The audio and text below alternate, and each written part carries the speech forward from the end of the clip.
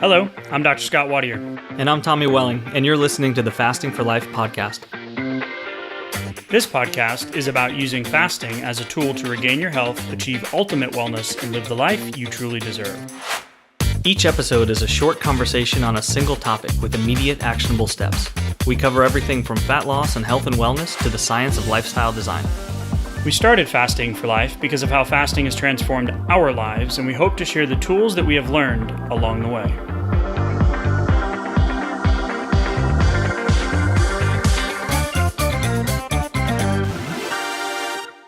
Hey everyone, welcome to the Fasting for Life podcast. My name is Dr. Scott Watier, and I'm here, as always, with my good friend and colleague, Tommy Welling. Good afternoon to you, sir. Hey, Scott, how are you? Doing fantastic, my friend. Excited for today's Q&A. Yes. We've had a whole bunch of summer questions come in this year, so we're very appreciative of you guys reaching out.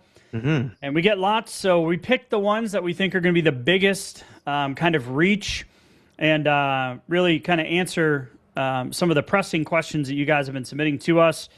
And Tommy, it still amazes me, this many episodes in and this many years in, we're still getting new questions and new things that we can talk about. Yeah, so if absolutely. you are new to the podcast, thank you for joining us. Thanks for giving us a listen. Happy you are now part of the Fasting for Life crew.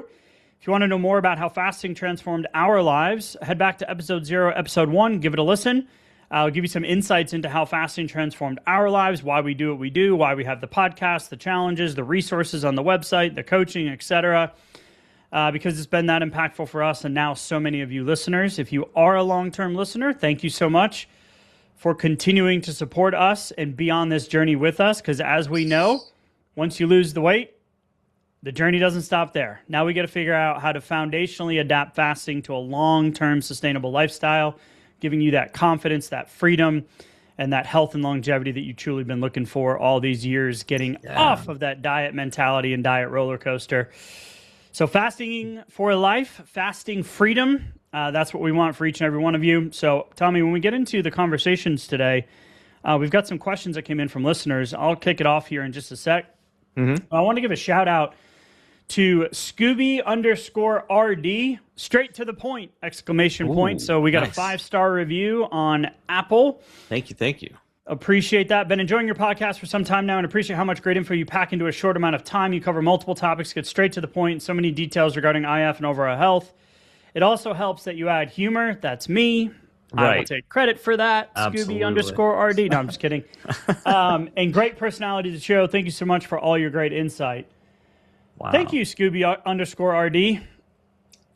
These reviews and these messages really, that's it for us. Yeah. So thank you.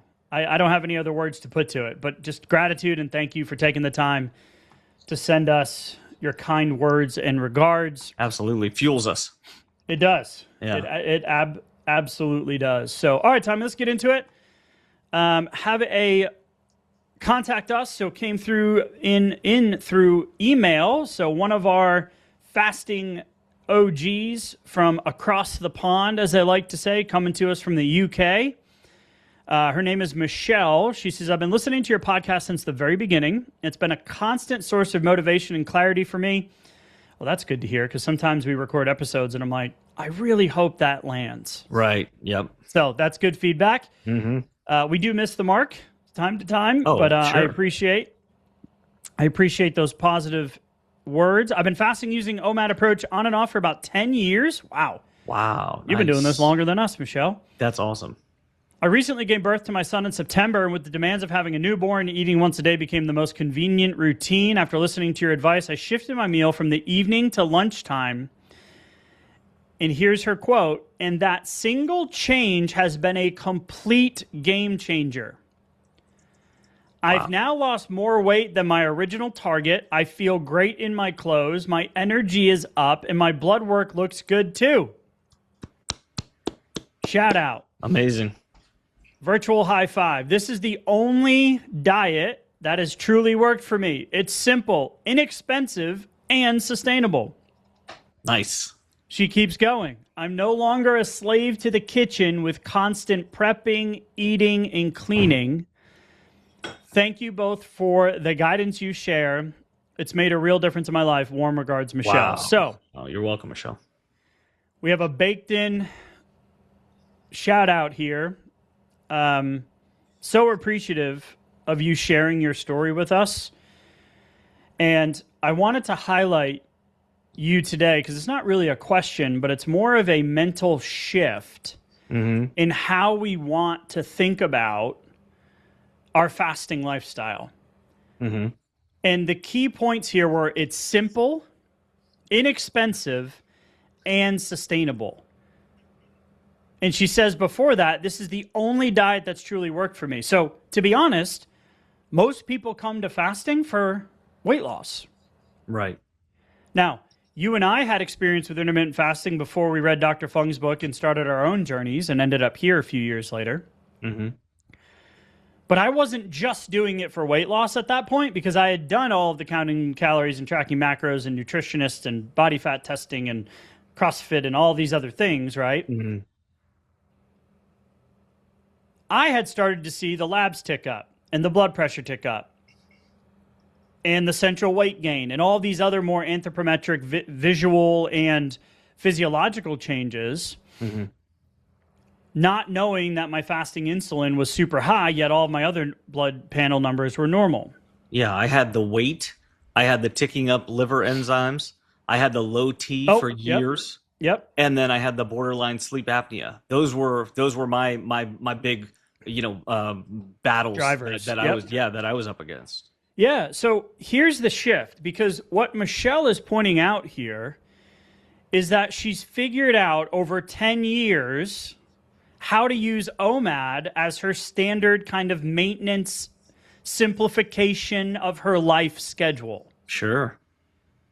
The biggest question we get from you guys, from everyone out there, is what's the best fasting schedule? Yeah. Number one. Well, I wish we could answer that just with one 30,000 foot view global statement of here's your exact best fasting schedule. Now, we talk around it a lot, foundational fasting, 16-8 every day, no matter what. Adding in those OMADs, those 30 to 36 hour fasts, those periodic extended fasts. We're going to talk about that with our next question or comment on Spotify. We'll get to that in a minute. But the reality here is that if it doesn't feel like how Michelle has described it and how you're hearing it yet, it doesn't mean that what you're doing isn't working. It just means that you need to put some time and attention into the things that are derailing you from getting off that old diet mindset, like she mentions, and into a true fasting or adaptive fasting lifestyle. I think that is hitting the nail on the head right there. And with even thinking about something like there's a mental shift, and I think for you it's happening right now, where you see big picture wise, like this is working, it's going to continue to work. I mean, you've been doing it and crushing it and getting reps for a decade now. And better results now than ever before. Right. So that's absolutely incredible. Like, keep doing what you're doing. Obviously, right? I don't have to tell you that, but I think you've already made this shift, but maybe not have changed the wording that you use, because like you're saying that this is a diet, like this is the only diet that works, but you no longer need to call it the diet. Like it started off that way. This is your lifestyle. This is how you live. And so even just that word is like, when we can kind of break up with that word, there's an empowerment that comes along with it. Like, screw you, diet. Like, I don't need another diet. I needed a diet at one point. Great, that's fine. Just like when you and I came to fasting, we needed we needed to figure it out through reps and failing forward. Yeah, and it's like it's different because calories in, calories out, tracking macros and things like that. Some people do it as a lifestyle, but usually not. Usually, it's just like it's a vigilant, diligent effort for as long as you can, because you need to still continue to trim off some of the fat. That's usually how it works out. Yeah. So for most people, it's not really a lifestyle. I know there are some trackers out there, and that's great. If it works for you, keep doing it. That's great. But it's less adaptable and less sustainable and less realistic to be helpful for much more of the population. Most people for the long term. Yeah, exactly. So, Michelle, absolutely amazing. I think the insights that are kind of baked into your message here are incredible. If you're listening going, well, what the hell do I do? Take stock, look at your week and say, where did the day? So we had a submission come in one of our weekly check-ins from one of our coaching folks last week. And it was like, yeah, the first sentence was like, yeah, first half of the week was great. Second half of the week, I kind of fell off. She, in real time, identified the reasons as to why that happened. But in going back and reflecting on the week, she found out that only Monday and Tuesday was actually like intermittent fasting. Yeah. And then the other 5 days, she was like, oh, crap. Even what I was telling myself in filling out the weekly check-in, I realized, whoa, wait a minute. No, that's wrong. It wasn't half the week. Yeah, I was only on, air quotes, on for 2 days. Right. But it was so great that she left that part in so that we could understand that. And then like she had that realization like in real time.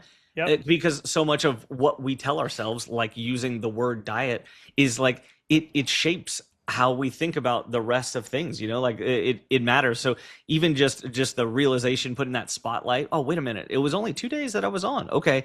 So because when I'm thinking about what I can do better and what my focus is going to be for this week, that's a little bit different. It's not just the first half. It was the first third of the week. I started off and I had some momentum, but then where was that shift? That shift happened early in the week. There was probably caught you by surprise. Yeah, and it might have been one night of poor sleep. It might have been a little more stressful, day at work or at home or something like that. A late night graze session, maybe some alcohol. We don't know, but it could have been any of those things. Could have stemmed from after a date night, or it could have been like, hey, maybe I can be more productive tonight and I'll work a little bit later or something like that. And all of a sudden, woof, kind of like you feel like you're heading downhill. You don't really know what's going on or where the brakes are at that point. So being able to identify that point is really helpful for this week. Yep, absolutely. So if you are listening, what do I do next? Kind of feeling some of the the talking points here. Love the mindset shift from Marcel. You can grab the Blueprint to Fasting for Fat Loss. It's the PDF. It's in the show notes. It's 20 pages.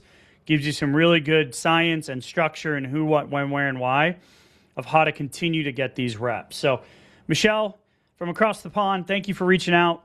Thank you for sharing your story and allow us to have a jumping off point to some of the bigger principles that we truly live and breathe with fasting for life as a lifestyle and not that old diet mentality.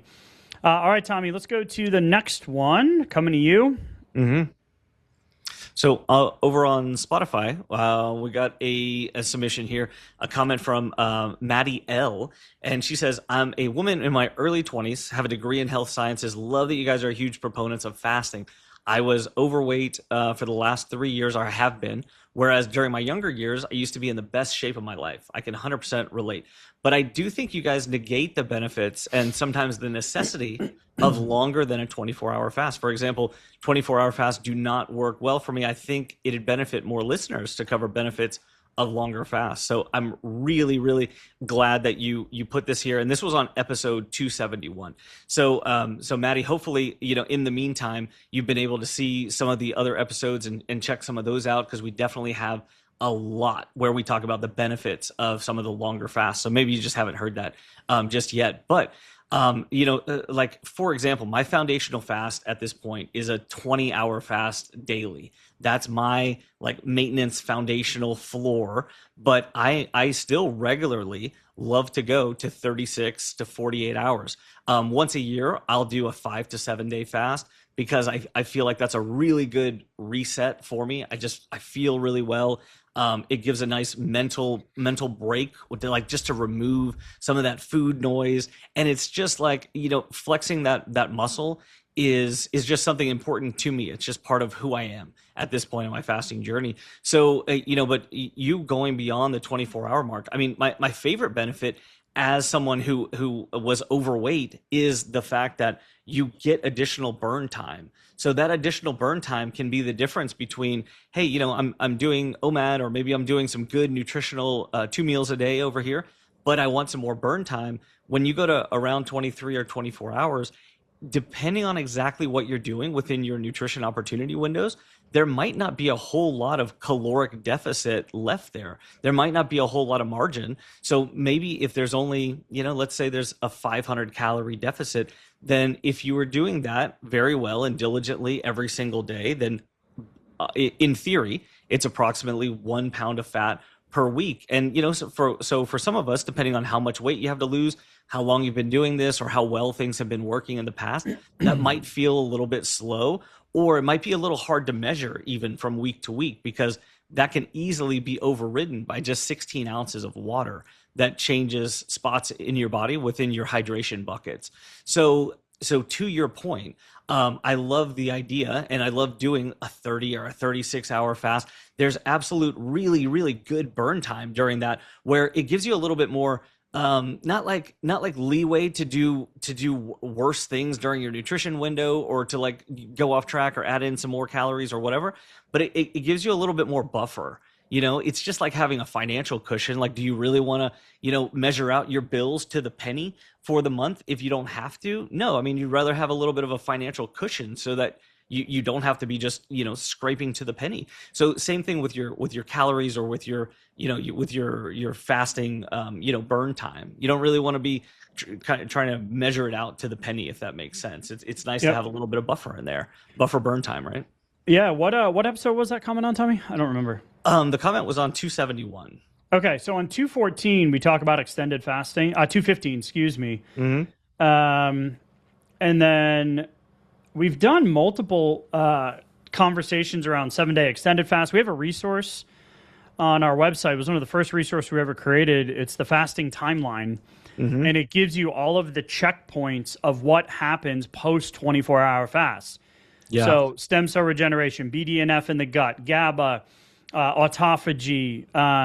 We've done dedicated episodes on that. What we just find is that most people, if they don't have a lot of foundational fasting reps, the extended fasts are more difficult, and something that's more of like, I'll try it, it didn't work, I could never see myself doing it. Yeah, and it's not really part of the long-term plan. So yes, we do talk a lot more about getting sustainable results week over week, like Tommy was saying, with going from 16 all the way up to 36-hour fast. So every week I minimally do a 24 to 30-hour fast. When I notice I'm feeling a little off, or a little like I need a reset, I'll do a 48 to 72-hour fast. We're about to do one here inside of coaching, and or actually when this comes out, we would have just done an extended fast with our coaching group. Mm-hmm. I like to do a 5 to 7 day fast a couple of times a year, because there are so many physiological benefits that take place by putting in these extended fasts. So if foundational OMAD isn't working, because OMAD can be a intentional weight loss strategy, an intentional maintenance strategy, it can also be an unintentional weight regain strategy. Yep. Right. Absolutely. So totally love where you're coming from. Hopefully you'll hear some of those, or be able to find some of those other episodes where we go into the extended fast, and that resource, like I said, is on our site. But yeah, to your point, getting into that 30 to 36 hour mark for insulin sensitivity is huge.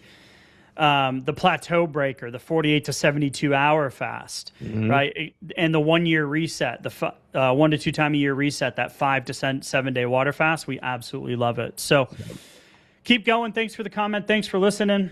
Appreciate you submitting it. Absolutely. Tom, let's go to the next one. This one came in from Al. This is a really great question. Now, we've done a couple of episodes specifically about how our families navigate this junk food-filled, refined, processed, convenient, frappuccino-filled food world that we live in nowadays. Right? The Pop-Tart that I ate growing up is not the same Pop-Tart that's on the shelves these days. Yeah, it wasn't great back then, but whew, man. Yeah, not in size or in ingredients, right? Yeah. So his question is, I think about how kids ages 2 to 10 are eating 6 times a day. Are we setting them up for failure later in life? This one stopped me in my tracks. Yeah. Yeah, we haven't heard it phrased like that before, but I like the concern where you go, wait a minute, this somewhere along the lines, I was on the wrong track and I had the wrong expectations, the wrong meal timing, frequency, all of this kind of stuff that just becomes culturally, just part of what we do and who we are. And then it comes so far as to just go, yeah, maybe I'm going to skip a meal or two. And then people look at you like you're insane because they've never heard this before, or they haven't ever done that before. So I like the concern. And yeah, I mean, just recently I was thinking about this because I have a 1-year-old, and he was kind of coming out of not feeling well for a couple of weeks. And he was getting to that point where he was starting to have multiple meals during the day.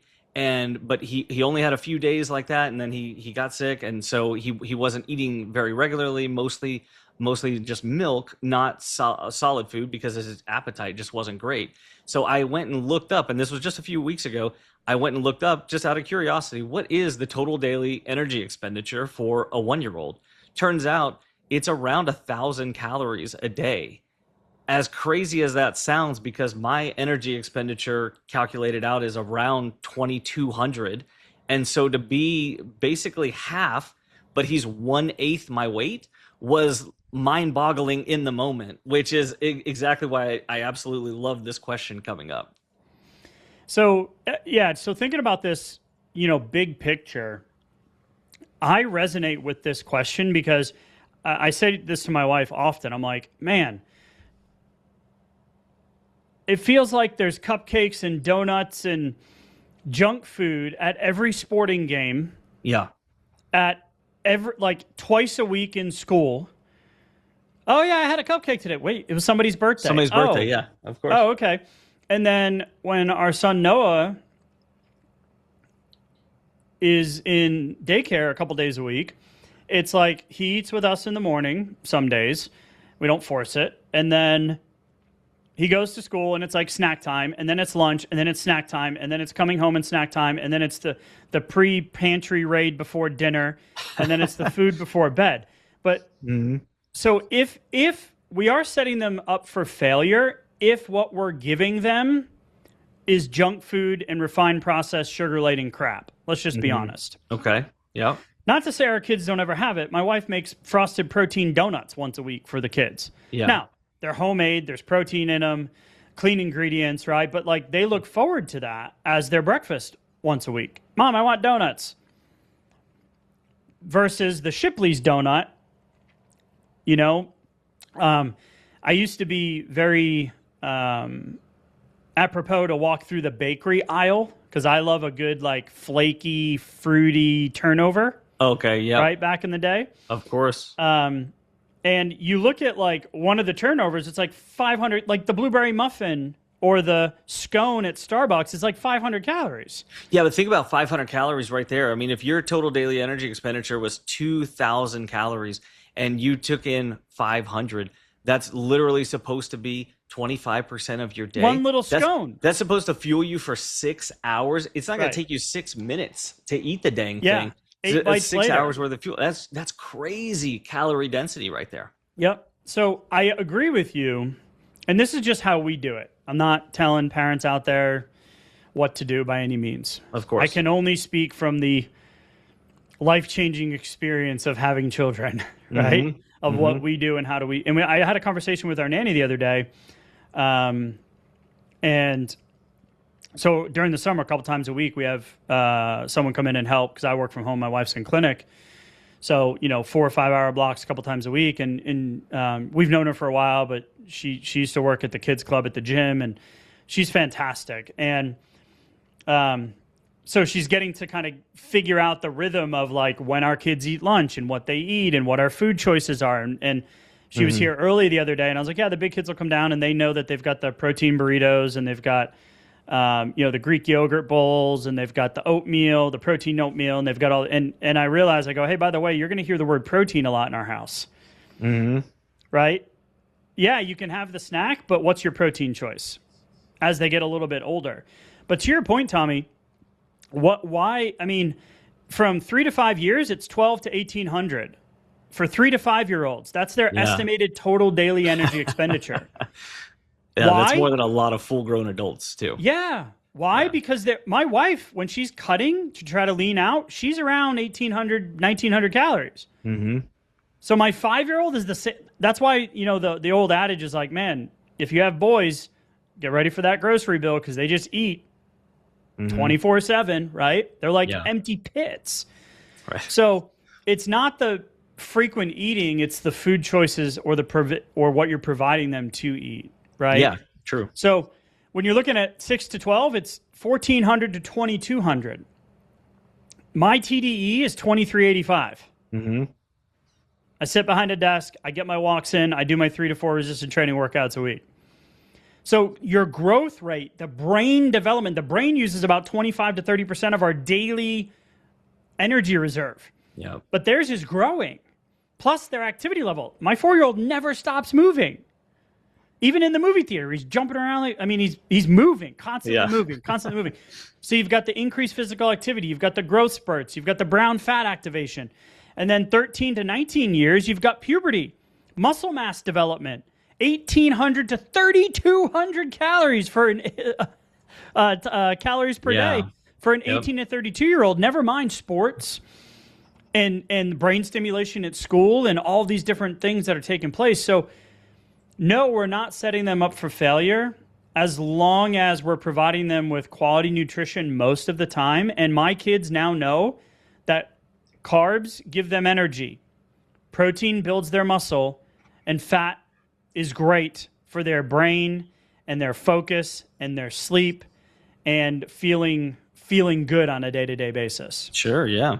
Right? If you think about the number of calories right there, how the only way for them to get in that nutrition is going to be through multiple feeding opportunities far more frequently than we need them. Because we have larger stomachs, we can design our food intake to meet our caloric needs also, with respect to our caloric density. But like, for example, for them, that turnover may be fine. Like for you and I, it's supposed to fuel us for 6 hours. That's not exactly fine because we can just house the thing in a few seconds, and it's not going to make a dent in the size of our stomachs. Whereas, for a 5-year-old, if they were eating something like a turnover, which maybe it's not the best choice, right? But at the same time, they're probably not going to house the whole thing immediately. Also, it's probably going to take them a little bit longer. They're going to, and they might not even eat the whole thing because it doesn't feel great to eat the whole thing. So it's kind of it's a different equation. And so just to understand, they're going to need, multiple feeding opportunities, and that's okay. I think also the other thing is, sometimes going into teenage years, like what was the case for me, was kind of not off-ramping from that number of frequency of feedings. Like my parents and grandparents, they were still under the impression like I needed more feeding opportunities more frequently than I really did.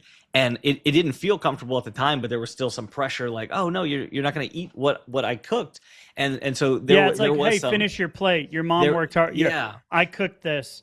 Starving kids in Africa. So there's a lot of like built-in learned behaviors. Like in my house, it was always soda with dinner, and then it was post-dinner between bedtime when the TV was on. It was popcorn and chips and ice cream. And, so there is that component of it as well. So my last point here is my wife and I try to model, what we eventually want our kids to learn and do. Mm-hmm. So when I fast and they're like, oh, is dad eating tonight? I'm like, no, I had a big lunch. I'm not hungry. They're like, oh, hunger. If I'm not hungry, I don't need to eat. Yep.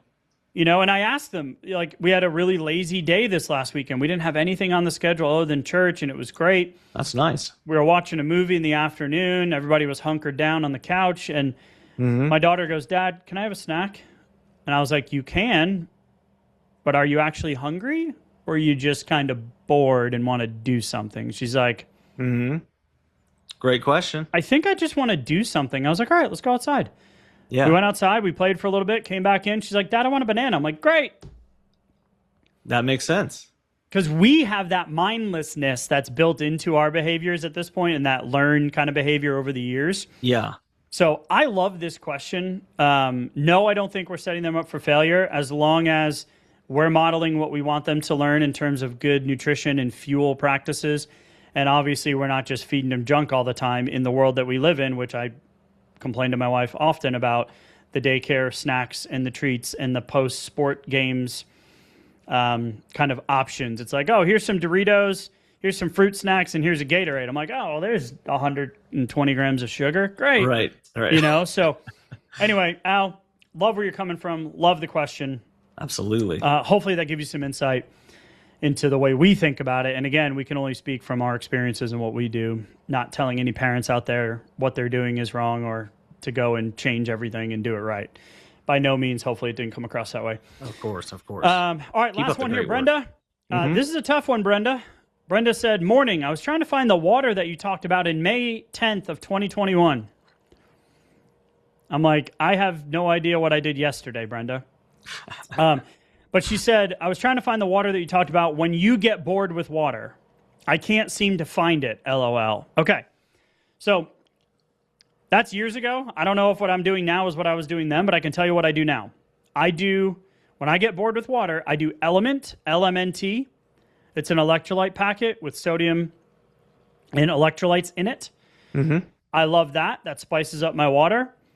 They just came out with lemonade and pink lemonade. There's a link in the show notes for a free sample pack. If you order through it, you can order a pack and then you get all the flavors. Mm-hmm. I also like the HEB brand, the Kirkland brand, sparkling water, the cans. I like the glass bottled Mountain Valley sparkling water. Yeah, that's good. That's good. Yep. I also like an occasional flavored water, like a Waterloo, or a what's the other one that's always in my fridge? Well, LaCroix. Yeah, we don't. Spindrift is another one. That one's usually in our fridge. That's fallen out of favor with me. Mm-hmm. The LaCroix, LaCroix is how I would pronounce it. And then there's another great one here out of Austin in Texas called Rambler. Mm-hmm. Yeah. So I kind of like ebb and flow with these things, but when I'm bored with water, I always have my LMNT, and then I always go to some form of sparkling water, and those are the ones that I'm kind of using these days. Anything else you want to add to that, Tommy? I think a nice glass, some ice, maybe even some do something a little interesting with your ice cubes too, can be a nice way to kind of mix it up and just make it a little bit of a routine where you're doing some little things to enjoy that, so that you can feel good, even if other people are eating around you, maybe the family's eating or friends are eating, and if you just want to be sipping on some of your hydrating water, or you can take one of the Element packets, like one of the chocolate ones, put some hot water in there and sip on that like a hydrating warm drink. That can be really comforting. Especially when the weather is cold, but also in the evening time too. Make sure you get some good hydration in the evening time so you don't wake up as dehydrated. That's a nice way to do it as well. Yep, absolutely. Love it. So hopefully that answers your question, Brenda. No idea what I was doing on May 10th, 2021. All right. But appreciate you reaching out. So, all right, Tommy, that wraps up today's Q&A session. If you're looking for more support, you can head to the show notes, grab a resource, submit a question. So appreciative and grateful of being on this journey with y'all as we figure it out together. As always, man, thanks so much for the convo, and we'll talk soon. Cool. Thank you. Bye. So, you've heard today's episode, and you may be wondering, where do I start? Head on over to thefastingforlife.com and sign up for our newsletter, where you'll receive fasting tips and strategies to maximize results and fit fasting into your day-to-day life. While you're there, download your free Fast Start guide to get started today. Don't forget to subscribe on iTunes, Spotify, or wherever you get your podcasts. Make sure to leave us a 5-star review, and we'll be back next week with another episode of Fasting for Life.